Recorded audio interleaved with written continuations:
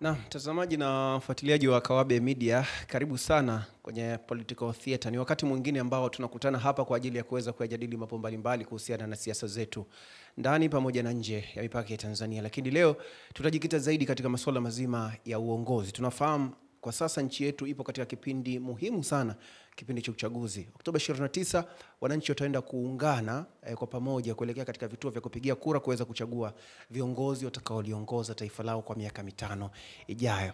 Nimemwalika hapa Cosmas Maduru, yeye ni mtaalamu wa masuala mazima ya saikolojia. Ataenda kutueleza ni namna gani ambavyo saikolojia ya uongozi inatakiwa kuwa. Na leo tutajikita zaidi kuangalia hawa viongozi ambao tunakwenda sasa kuwachagua wanapaswa haswa kuwa viongozi wa aina gani. Mimi ni Salumu Amani, nitakuwa hapa na wewe mpaka tamati, usiondoke. Kwanza kabisa Bwana Cosmas, karibu sana. Ninashukuru sana. Karibu sana Kawabe Media. Nimefurahika sana kuwa na wewe leo hii hapa. Swala mojawapo ambalo nataka tulizungumze, kama unavyofahamu, tunakwenda kuchagua viongozi mwezi huu Oktoba. Na ningependa ama natamani sana pengine watazamaji na mfuatiliaji aweze kufahamu kwamba ni nini haswa unapozungumza kiongozi unazungumzia vitu gani? Yaani kiongozi. Kwa kiongozi naweza kama ni mzoefu, alishatengeneza kundi, sasa tayari analiachia litangulie, yeye anasimama nyuma yao kama kuku. Lakini kuna wakati ambao kiongozi anatakiwa kuwa mfano, kama bata. Anakwenda mbele, watoto wanamfuata nyuma. Bata huwa atafuti kuku mtoto wake chakula. Anampeleka kwenye mazingira, mtoto anatafuta chakula mwenyewe. Lakini kuku anatafuta chakula, anamuita mwanae kuja kula. Kwa hiyo ni viongozi wa aina mbili tofauti. Sisi Afrika hatujapata neema ya kuwa na bata. Mara nyingi tuna kuku, wanatakiwa wajitafutie, hata kiwa wadogo, wanaliwa na mwewe. Wanaishi hata kabla jukumu halitekelezeka. Lakini bata ni mzuri. Anakuonyesha, wewe unaonyesha mfano, alafu watu wafuate. Baadaye sasa ndio waachie wawe kama kuku. Kwa kiongozi ni mtu anatakiwa kuona picha ya maisha ya watu kabla ya wao kufika kule na kuona wao waende. Na kuwajengea sifa hizo. Bahati mbaya ni kwamba tunapata watu wanaotuahidi kutufanyia. Katika maisha yako usiamini, hakuna mtu atakufanyia. Kiongozi anakuandalia mazingira ufanye mwenyewe. Kocha hachezi mpira mwenyewe. Kocha anaandaa mazingira na connect kila mtu mahali sahihi, timu icheze. Kocha anayekuambia atacheza mwenyewe atakuchezea wewe ni muongo. Kiongozi mzuri ni kama kocha.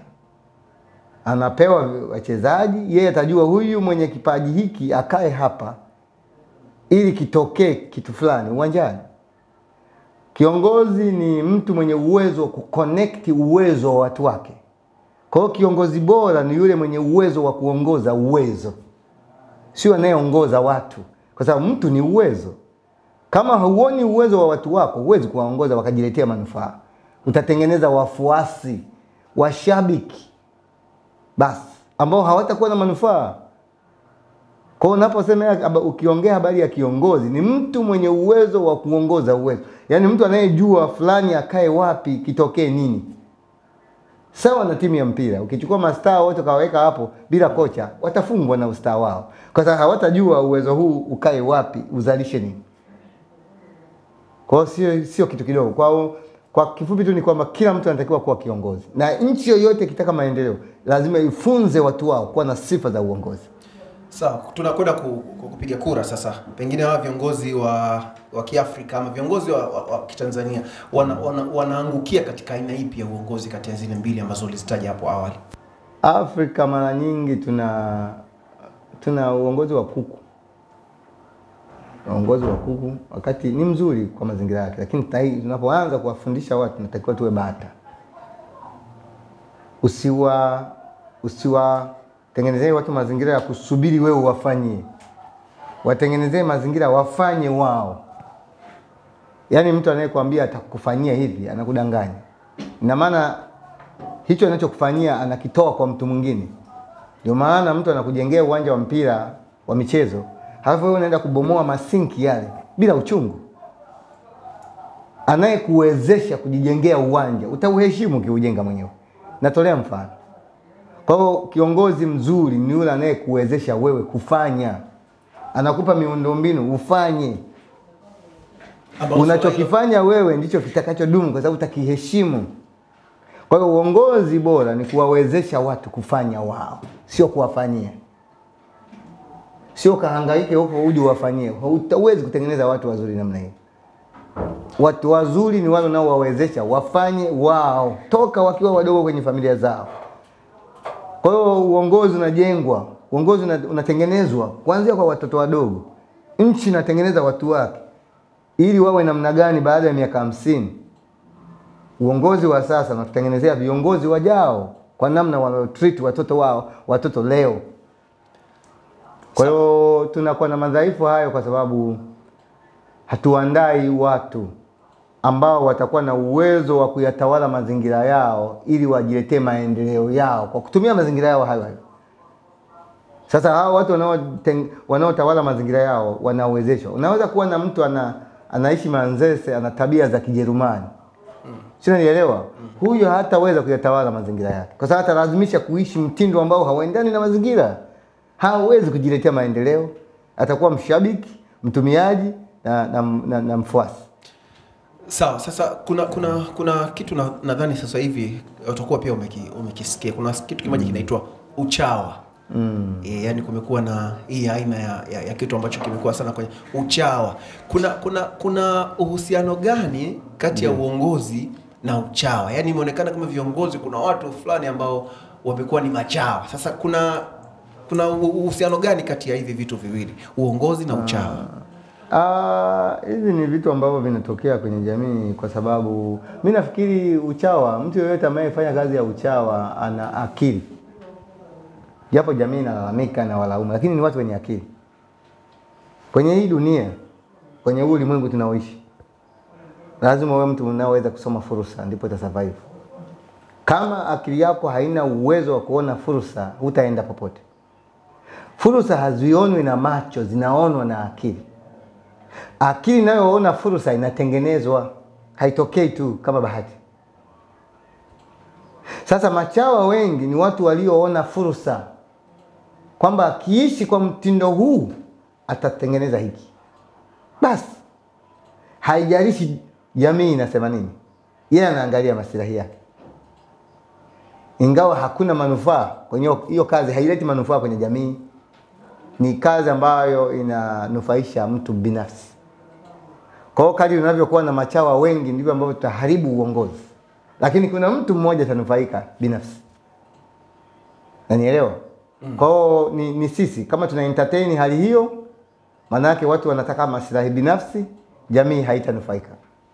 Cha wengi atapewa mmoja ili aongee kisichoongeleka, ili asifie kisichosifika, ili afunike kisichotakiwa kufunikwa kwa maslahi binafsi. Sasa hiyo sio sifa njema, lakini kwa maana ya kwamba mtu anayefanya hivyo ana akili kwa sababu anajitafutia maslahi binafsi. Sawa, mtu anapofanya uchawa ama kiongozi anapokuwa na watu wengi ambao wanafanya uchawa nyuma yake, pengine inamwathiri vipi kiongozi huyu ambaye anakuwa yupo nyuma au yuko mbele ya yeye? Kama yeye haathiriki kwa sababu anapewa hata asichostahili kupewa, yeye kama yeye hawezi kuathirika, isipokuwa jamii ndio itakayoathirika. Kwa sababu itakuwa baadaye itakuwa fani. Unajua nikwambie ndugu, katika ulimwengu tunaoishi huu, hata ujinga ukikubalika na wengi huwa unageuka kuwa hekima. Unanielewa? Kwa hiyo cha wengi ndicho kinachomata. Kwa sababu mafanikio ni watu. Mwenye watu hupata mafanikio kwa sababu issue sio watu, issue sio vitu, ni watu. Mwenye watu ana vitu. Kwa hiyo hangaika na watu ndio watakupa vitu kwa sababu watu ndio wenye vitu. Kwa hiyo mtu akianza uchawa akaona amepata watu na watu wakampa vitu, baadaye uchawa itakuwa fani. Itapewa jina iwe fani, watu wataishi kwa sababu dunia hii ni ndivyo ilivyo, ni kuwapa watu wanachokitaka. Kama watu hawana ufahamu, wanataka chakula cha hisia, wanataka uchawa, watapewa uchawa. Kwa sababu sasa hivi tuko kwenye ulimwengu wa kuwapa watu kitu wanachokihitaji, na ni ulimwengu wa hatari kwenye jamii za watu maskini kama za Afrika. Kwa sababu watu wasio na ufahamu hupenda vitu vya hisia. Unanielewa? Hupenda vitu vya hisia. Wakipewa vitu vya hisia wanamfuata. Na tuko kwenye demokrasia ya wengi wape.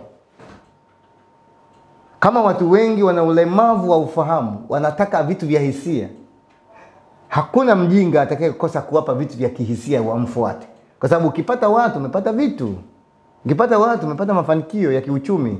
Ukipata watu umepata kila kitu, na watu hao ndio hao wenye matatizo ya kihisia, ya kiufahamu, wanaishi kwenye hisia. Kwa hiyo utawanyima chakula chao cha hisia, hawakufuati. Kwa hiyo damage ni kubwa, lakini itakuwa ya nchi na bara zima la Afrika. Anza zama zile za nyuma, dunia inazunguka kwenye vipindi vitatu tu. Kipindi cha matumizi ya akili, matumizi ya nguvu na ufahamu. Tulianza kwenye matumizi ya akili toka kwenye mapinduzi ya viwanda. Watu wakaanza kuishi kwa kutumia akili. Zamani kabla ya hapo watu walitumia nguvu kuishi. Babu yako alitembea toka Kigoma mpaka Bagamoyo kwa mguu, hakufa. Leo ukifanya hivyo utafia njiani. Mwili ulikuwa umejiandaa kwenye mazingira hayo ya matumizi ya nguvu. Babu yako aliwao wanawake 10, 100 na aliishi nao vizuri. Wewe ukifanya hivyo leo unakufa. Mwili wako hauko tayari, hauko mazingira hayo, umekataa. Zama za matumizi ya nguvu zilipita. Zikaingia zana za matumizi ya akili. Nazo zinaishia, tunaingia kwenye matumizi ya hisia. Tuko kwenye kizazi cha hisia. Ukitaka watu wakufuate, wewe gusa hisia zao. Bila hivyo hupati watu. Kwa sababu watu wako kwenye hisia. Kwa hiyo na uongozi unabadilika hivyo hivyo. Watu hawatasikiliza logic za kiuchumi unazoongea. Watasikiliza umbea unaowapa, kwa sababu ni chakula cha hisia. Wanataka kushibishwa kihisia. Kwa hiyo hata viongozi wanabadilika kulingana na trend za jamii na wakati uliopo. Kama wewe utabaki kwenye fact, kuwalisha watu fact, ama wewe uko na chombo cha habari kama hiki unaongea fact tu, utapata wachache ambao ni smart. Sasa ukiwa na wachache hawatakuletea nguvu ya kiuchumi. Ni maana unaona radio, media nyingi naongea mipira asubuhi, mchana, jioni. Mambo ya muziki, mpira nini, zote emotional, ni vyakula vya hisia. Issue ni kutafuta watu tupate vitu. Basi. Kwa hata viongozi utawalaumu tu, uchawa na nini, yote ni move ni ile ile. Mtu anataka watu na watu wako kwenye hisia, anafanyaje? Leta mtu anaye entertain, chawa. Anayetengeneza entertainment ili nipate watu. Basi. Kwa hiyo jambo la msingi ni hilo tu. Lazima tujue tunaishi kwenye ulimwengu gani. Tuko kwenye kipindi kipi. Na tuna hatari wa Afrika ya kupotea kabisa. Kwa sababu tunapokwenda kwenye ulimwengu wa hisia, aina za hisia tunazotengeneza zitatengenezwa na wale wanaoimiliki dunia. Wanaotengeneza vyombo vya habari kama hivi, wanaotengeneza TikTok, wanaotengeneza vitu vya namna hiyo. Hao ndio watatuamulia sisi pa kwenda. Unapoamka asubuhi unawasha TikTok, unalisha hisia. Unanielewa? Kwa hiyo unaishi kwenye ulimwengu wa hisia ule ule, lakini yule aliyetengeneza yuko nje ya hicho. Kwa hiyo hakuna chochote utachofanya asikufahamu. Utaishi ndani ya ulimwengu wake. Yeye ndio ataamua maisha yako yaweje. Unahisi kwa sababu hiyo pengine majukwaa ya kisiasa ikiwemo masuala mazima ya kampeni yamebadilika kiasi gani ukienenda na masuala mazima ambayo umezungumza kwamba kizazi kinabadilika kutoka matumizi yale ya nguvu, akili mpaka sasa hivi ni matumizi ya hisia. Majukwaa ya kisiasa yameathirika vipi na hali hii? Ni kwamba mwanasiasa asipogusa hisia za watu, sio ufahamu, hapati kura. Ni bora wapelekee mwanamuziki kuliko kuwafanyia uchambuzi wa kiuchumi. Sina nielewa vizuri. Wewe ukienda kuchambua fakti za kiuchumi, mwenzio anaongea burudani, utapotelea mbali. Sasa tupate mtu ambaye ni kiongozi ambaye aingie kwa bahati mbaya lakini abadilishi jamii, ni ngumu sana na ni bahati.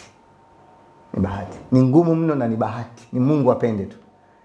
Lakini ukifuata hali ya wengi, no, huwezi. Ndio maana unaona mtu ni msanii anakuwa rais wa nchi. Wako wengi duniani, sio Tanzania tu. Ni kwa sababu watu hawataki tena, ni kwa sababu ya experience. Tumefika mahali ambapo speed ya maisha imekuwa kubwa.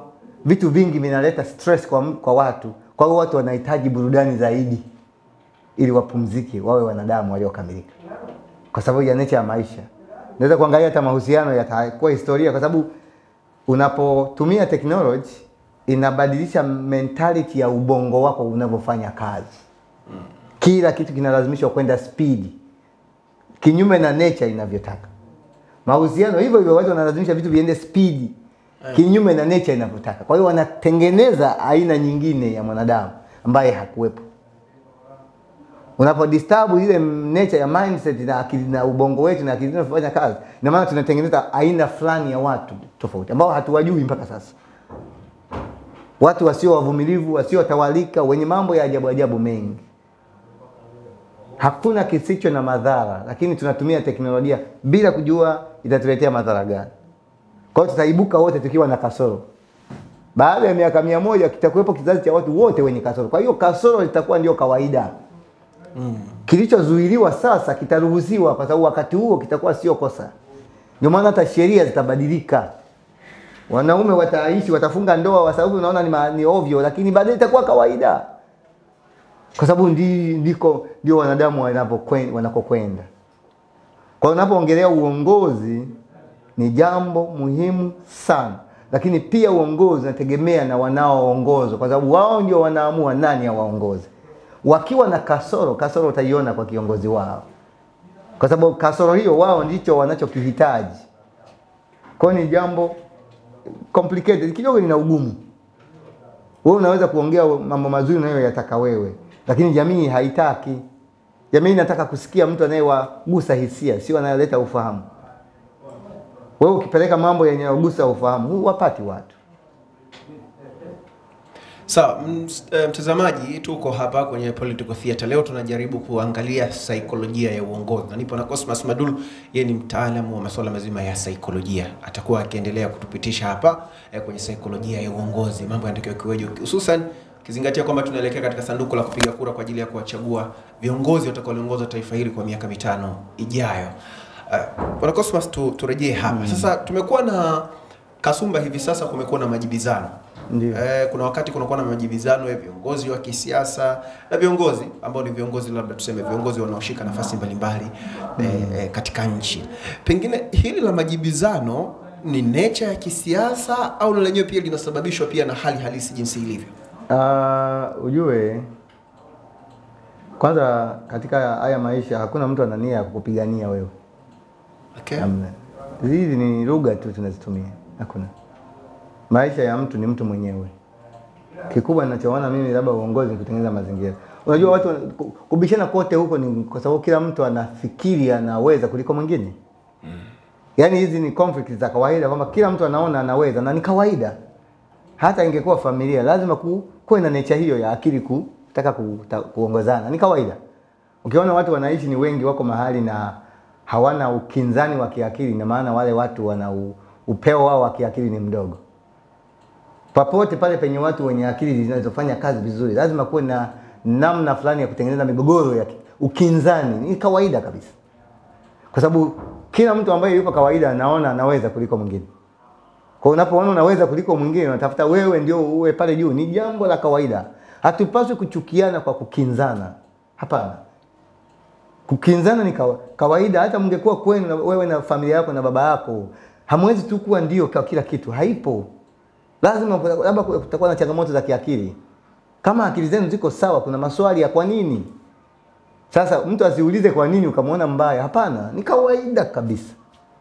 Tunapaswa kujenga utamaduni huo wa kukubali kukinzana ili tusaidiane, twende vizuri. Na ndicho tunachokosa zaidi. Kwa sababu tunaogopa kukinzana. Kwa sababu mimi ninaamini hata mimi nisipokosolewa siwezi kuwa bora. Lazima niruhusu kukosolewa. Hicho ndicho kioo. Hicho ndicho kioo cha kunifanya mimi nijitazame na kujiboresha zaidi.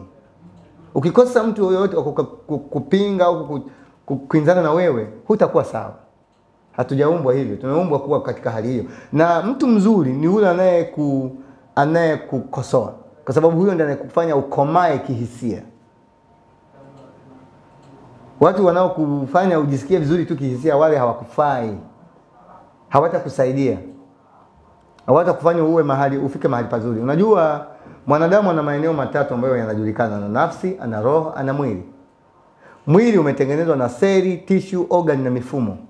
Roho sijui imetengenezwa na nini, lakini najua ni makao makuu ya kile mtu anachokiamini. Nafsi ina utashi, hisia na akili, vinaumba nafsi. Sasa mwili unatunzwa kwa lishe ya kawaida, Roho inatunzwa kwa imani unayoamini, lakini nafsi inatunzwa kwa maarifa. Sasa tuko kwenye jamii ambayo inaamini taaluma ndio maarifa.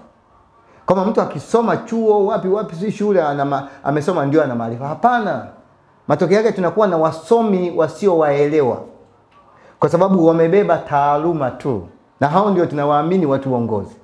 Uongozi sio matumizi ya taaluma, usidanganyike. No, uongozi ni matumizi ya maarifa. Taaluma ni sehemu ya maarifa.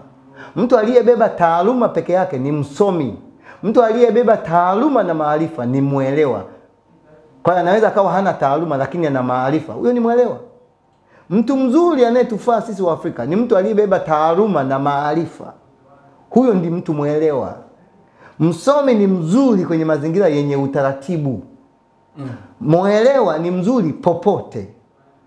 Msomi anafaa mahali penye utaratibu, mwelewa anafaa popote.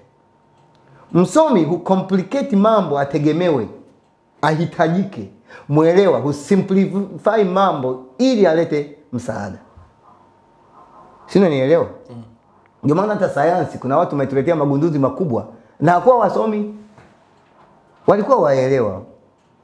Wakaisaidia jamii. Lakini si Afrika mara nyingi tunakuwa na watu ambao wanamiliki taaluma na wanatuletea taaluma zao ambazo hazina matokeo, hazina impact. Bado tunahangaika na malaria na vitu vidogo vidogo, lakini Panadol tunatoa nje na tunawafamasia wangapi Tanzania? Mfumo sio kwamba hawawezi, mfumo wa maisha yetu ndio umezuia. Ndio mama tunapotafuta viongozi, je, tunaona aina ya watu tunaotaka watuongoze? Huwezi kuchagua kiongozi sahihi kama wewe hujajua aina ya matatizo ulionayo. Unanielewa? Unaweza kuwa unahitaji mwanazuoni, wewe ukachagua mwanasiasa. Unatakiwa upate mtu anayeona yasiyoonekana ili mfanye yasiyowezekana. Unayajua hayo unayaona hayo yasiyoonekana? Au tunaenda tu kwenye utamaduni tuliozoea? Kwa hiyo hivi vitu vinahitaji zaidi akili ili tuone vitu ambavyo hatuna baadaye tuvipate. Kama hatuna hivi vitu kwenye ufahamu zetu, basi tutaenda kwenye mazoea tu. Kama tunachaguana, tunaikana hapa miaka 5 twende basi. Lakini kama tungeona zaidi yasiyoonekana, tungejua, tungefanya yasiyowezekana na tungepata watu sahihi, kwa sababu tunahitaji nini? Hapa tulipo tunahitaji nini ili twende wapi? Tunamhitaji nani atupeleke wapi? Kama jamii haina majibu ya hayo maswali, twende kwenye mazoea. Hakuna tutakachofanya kipya, ni hayo.